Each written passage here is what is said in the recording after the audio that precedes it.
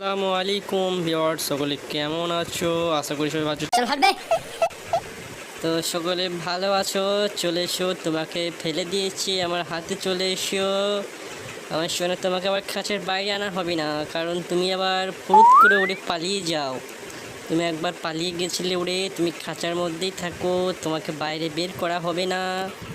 তুমি থাকো, খাঁচাতেই থাকো, তোমাকে বের করলে তুমি আবার চলে যাবে। চলো তোমাকে আর একটা দেখাচ্ছি। এই যে আমার ফিঙ্গি রাজার বউ এখানে বসে আছে, আর এই যে আমার জবা দিদির বউ এখানে হ্যাঞ্চা ছ্যানাচি শাক কাটছে। এই যে জবা দিদি ডিমে তাওয়া দেওয়া হয়ে গিয়েছে, এবার বাচ্চা ফুটিয়েছে। আরে ফুটফুটে 3টে বাচ্চা ফুটিয়েছে, এখন একটা আছে।